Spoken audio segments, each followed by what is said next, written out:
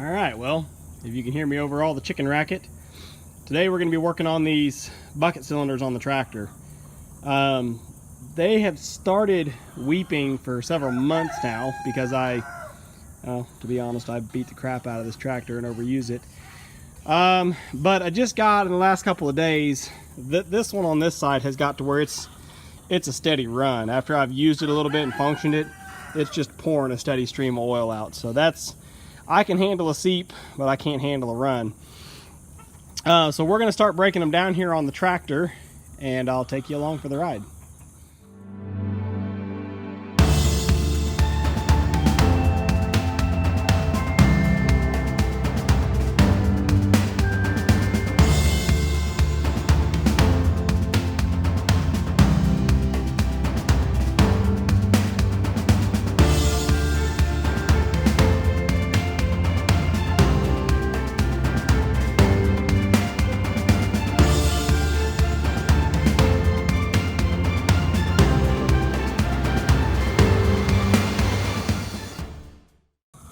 So these cylinders, from what I can see, they should be pretty simple, and I think since I'm breaking down one, I'm going to probably go ahead and break down both, but I'll start just one at a time. Obviously we'll start with this one, but the plan is get the attitude adjuster here. I've got a 24-inch attitude adjuster, and I should be able to get it right on the edge of this gland nut. I don't see any sort of, it doesn't have any hex, sorry.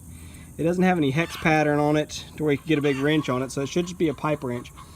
But this whole thing, it's welded on this end, so it has to come apart on this end.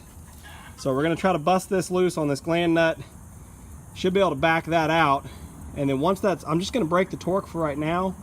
Maybe take a couple threads out, but not all the way apart. I mean, it wouldn't matter if I did, because it should just slide on that shaft. But we're going to break that loose while we've still got the cylinder pinned in place, so the cylinder can't move on us.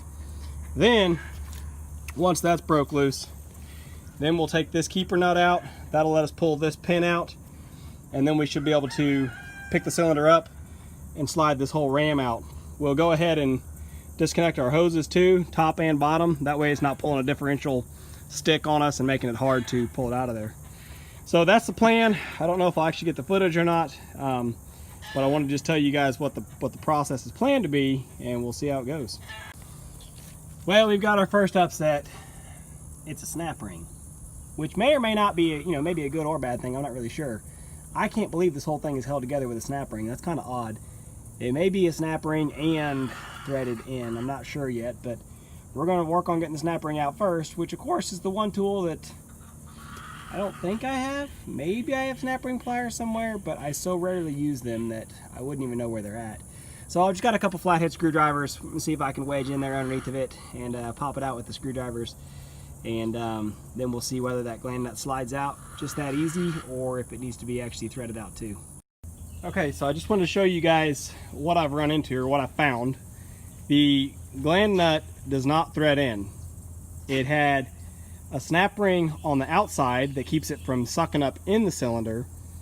And it has another sort of, not really a snap ring, but it's these little keeper rings, or whatever you want to call them, these little 3 pieces, and these fit inside of a groove, and then they're held into that groove with an O-ring. So these keep your gland nut from coming out, and the snap ring on the outside keeps it from going in. And so what I had to do was I had to take the snap ring off the outside, then drive the gland nut up into the cylinder until I could pull out this O-ring. So there's my O-ring, and there's the snap ring. So I pulled out this O-ring, and then those little pieces in there behind it just fell out.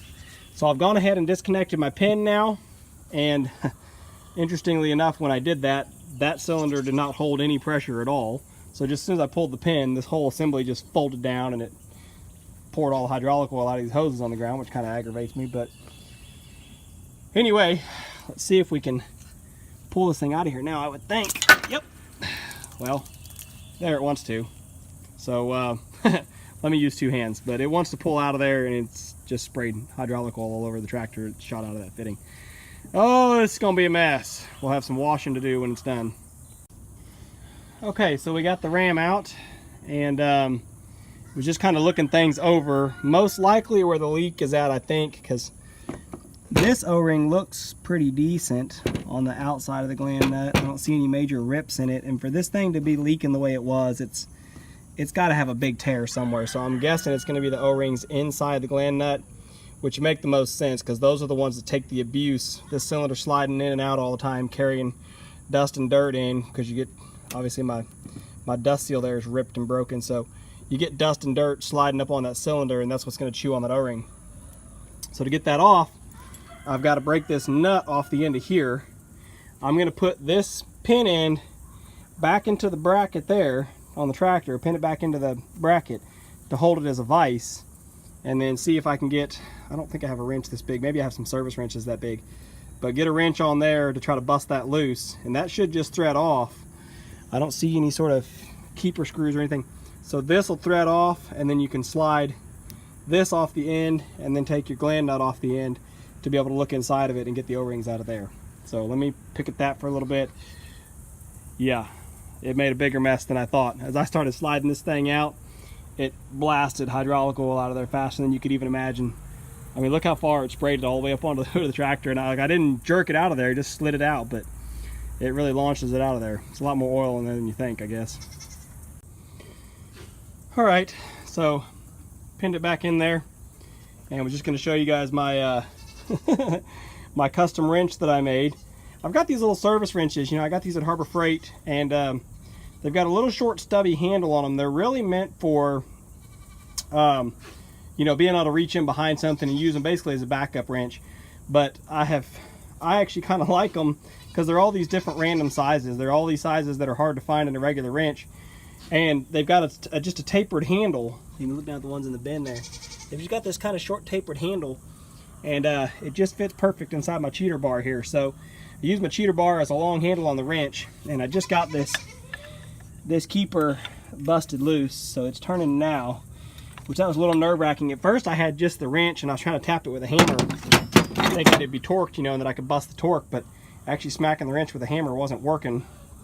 But luckily I was able to put that bar on there and lean on it just enough and not wipe out. I'm out here slopping around in the mud, but I was able to lean on it enough to get it broke loose.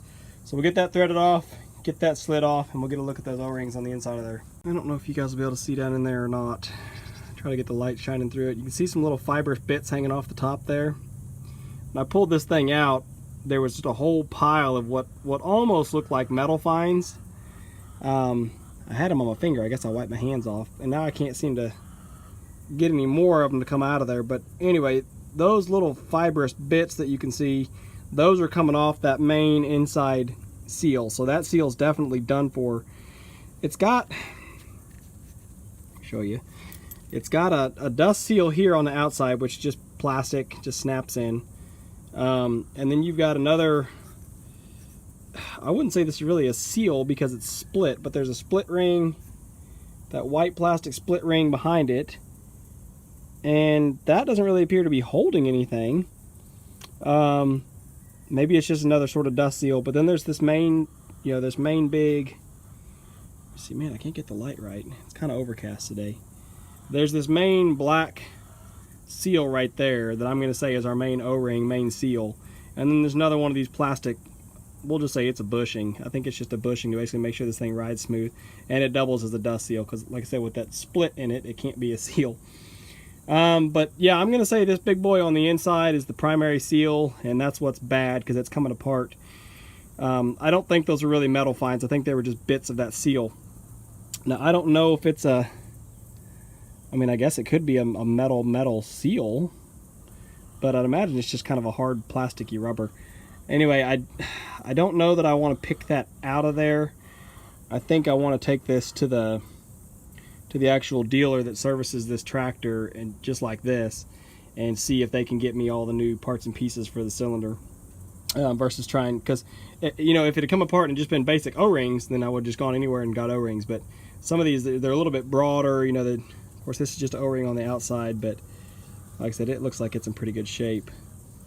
It's those inside ones that I think are just going to be the problem, and I'm so afraid that I'm going to go to this place and they're going to tell me, of course, they don't have them in stock. But maybe, just maybe, they keep some O-ring kits around, or some seal kits.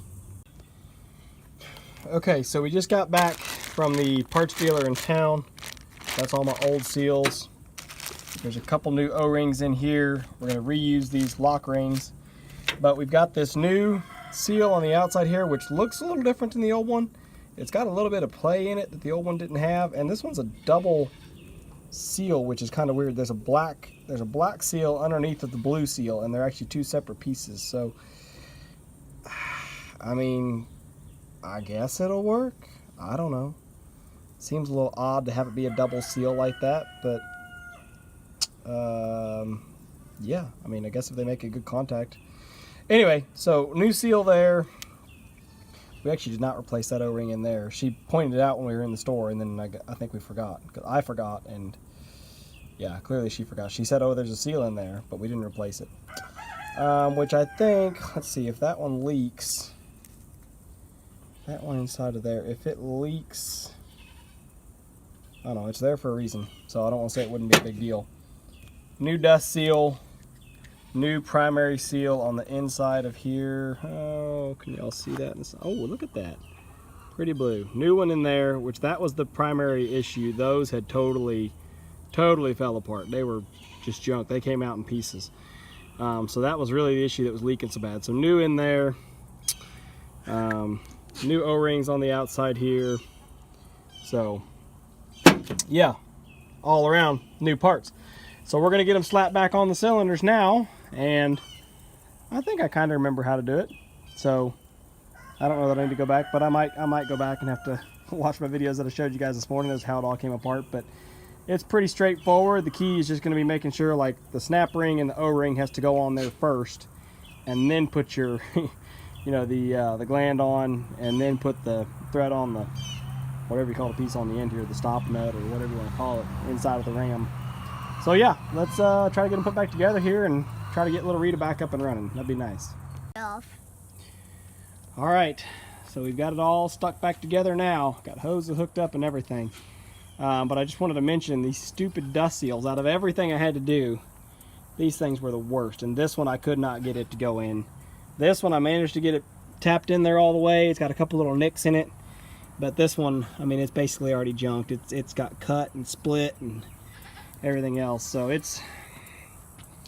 they're frustrating. And they're like a plastic more than they are rubber. So I tried to work it around and punch it in there, and it just ended up getting chewed all to bits. I mean, yes, I was using a flathead screwdriver instead of like a standard punch, but I managed to get it with this one, but that one got a wrinkle or a kink or something, and I don't know. Anyway, went back together really easy other than that. I spent more time fighting those dust seals than anything else. Back together is just the reverse of putting it in, like I said. So the key was just making sure, had to put the outer O-ring here and this snap ring. You have to put those on first, then slid the dust seal on, then the gland nut, and then threaded the whatever you call it, the stop nut, whatever's the back seal that's inside of there. Thread that on.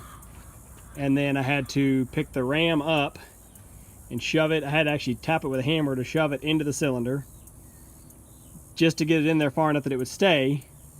Then slide the gland nut in, and the gland nut, remember, had to drive in all the way inside the cylinder past the front edge. Those three little metal ring pieces, I put grease on them to make them sticky so they'd stay in place, and I got those set in. And just as soon as those are in, then you can grab the ram and jerk that sucker back out of there.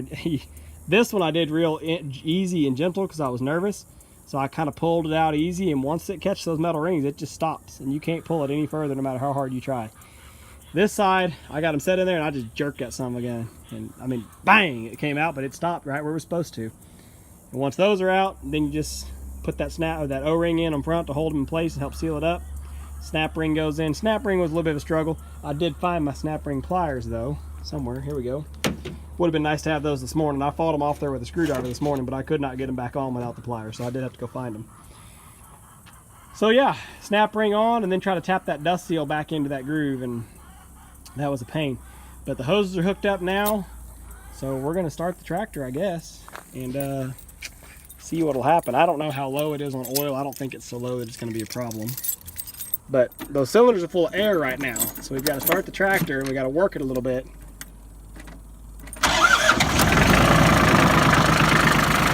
Work it a little bit to get them moving. see if it even will. I'm running the control. Oh, there we go, a little bit. Oh. So you got to get enough oil sent to it to get it moving. And you know, it'll sit here, it'll charge these cylinders up with oil, obviously, like it's supposed to. And then it'll be, it's sending the air back to the tank. So we've siphoned it through once or twice there. Take a look. Our dust seal didn't fall out. It probably will eventually. Oh, the other thing, I stripped this when I was putting that in. I didn't even feel like I torqued up on it yet in the thread strip, so I'll have to keep an eye on that pin, that keeper bolt strip, so that pin might want to slip out over time. But it's not pouring oil out like it was, that's for darn sure. Let's give it another. Pick it up here, we can see a little easier. Another cycle.